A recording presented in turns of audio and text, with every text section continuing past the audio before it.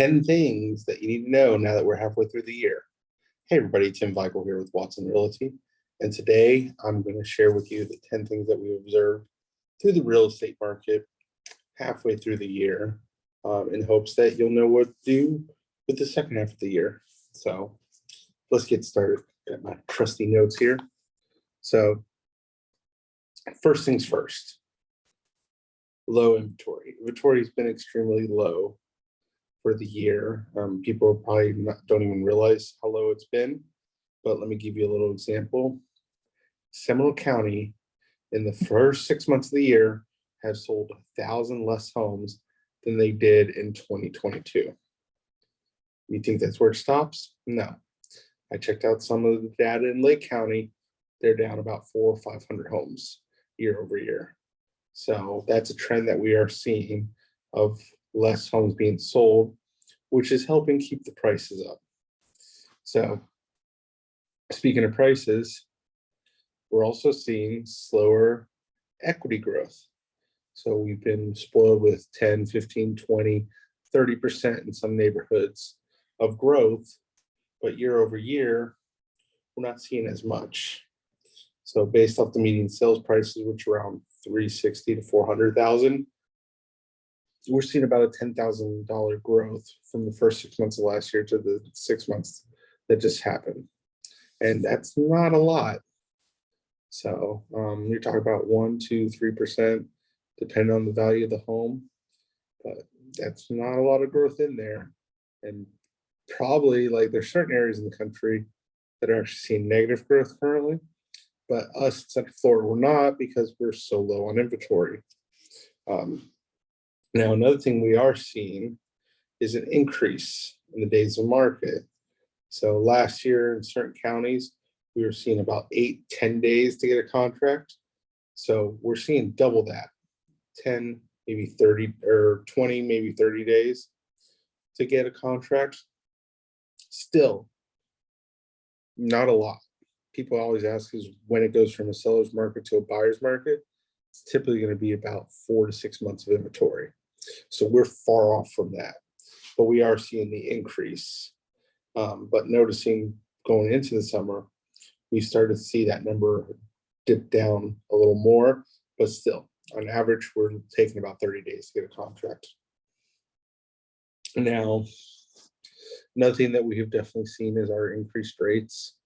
Rates last year started to increase, and they continued to increase in 2023. As of today, but that's probably changed.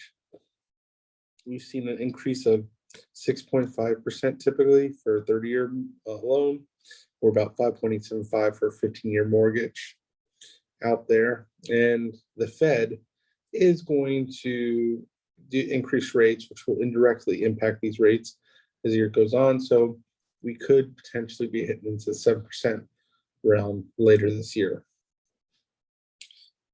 Rental income. So we are still seeing rental income increasing. In Central Florida, the median rental increase or price is about $2,100. So it's a lot of money, especially when you're not owning the home. It's still advantageous to purchase a home so that you don't have to worry about those increases arbitrarily, but increases what we are going to see and continue to see. Now, one favorite thing to always look at is where are people moving from? And so far, for the out of the area movers, what we're seeing coming into our area is still from Chicago. We're seeing it from a couple areas in New York City. And then Broward and Dade County are moving a little more north. So there's a lot of price increases down there in the South Florida market,